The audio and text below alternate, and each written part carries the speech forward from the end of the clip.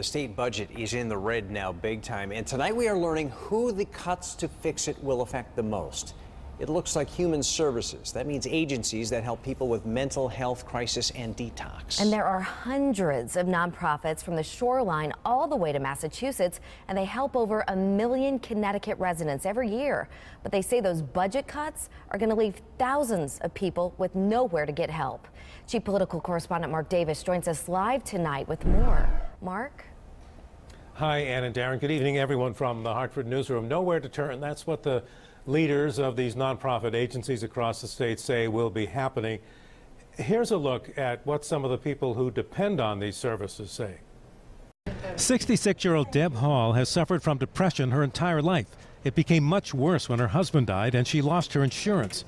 She had 2 serious suicide attempts. She told me about it. After Mel's death, it was very deep, very, very deep and dark and bleak and hopeless. A nonprofit agency called Intercommunity came to the rescue with individual and group therapy. It has made a world of difference.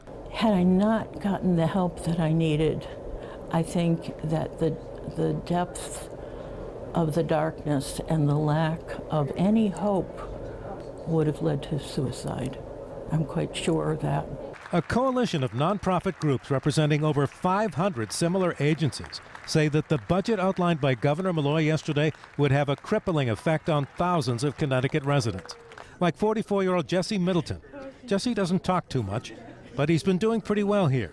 The head of the agency was able to describe Jesse and many like him. Severe and persistent long-term mental illness who needs lots of services wrapped around them so that they can live successfully in the community.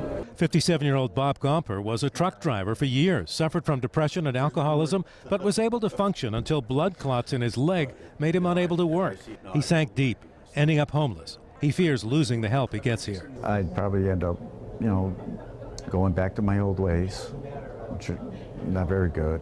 What would happen to people like Deb and Bob and Jesse? Should they be cut off from the help?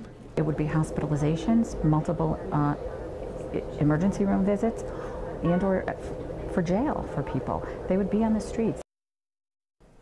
Some of the people we spoke with today in this story and off camera said that they're ready to go to the state capitol to testify about their stories to state lawmakers. But some of them said that they fear that if the governor's plan goes into effect, where his agency heads and commissioners make the cuts, they want to know who would they tell their stories to then. Live from the Hartford Newsroom, Mark Davis, News 8.